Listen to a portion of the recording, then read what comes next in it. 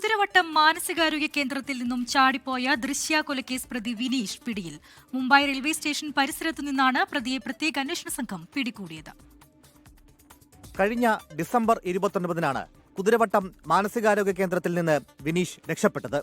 ചായ കുടിക്കാൻ നൽകിയ സ്റ്റീൽ ഗ്ലാസ് ഉപയോഗിച്ച് സെല്ലിലെ ടൈലുകൾ ഇളക്കി മാറ്റി ഭിത്തി തുരന്ന് പുറത്തു കടക്കുകയായിരുന്നു. കണ്ണൂർ സെൻട്രൽ ജയിലിലെ വിചാരണ തടവുകാരനായിരുന്ന വിനീഷിനെ മാനസികാസ്വാസ്ഥ്യം പ്രകടിപ്പിച്ചതിനെ തുടർന്ന് ഡിസംബർ 10-നാണ് കുതിരവട്ടത്ത് പ്രവേശിപ്പിച്ചത്.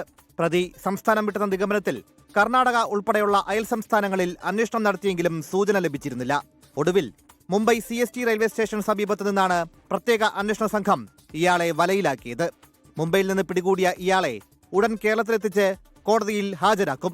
ഇയാൾക്ക് ഒളിവിൽ കഴിയാൻ മറ്റാരുടെയെങ്കിലും സഹായം ലഭിച്ചിട്ടുണ്ടോ എന്നും പോലീസ് അന്വേഷിക്കുന്നുണ്ട്. 2021-ലാണ് പ്രണയാഭ്യർത്ഥന നിരസിച്ചതിന് പെരിന്തൽമണ്ണ സ്വദേശിനിയായ ദൃശ്യയെ വിനീഷ് കുത്തിക്കൊലപ്പെടുത്തിയത്. 24 കോഴിക്കോട്.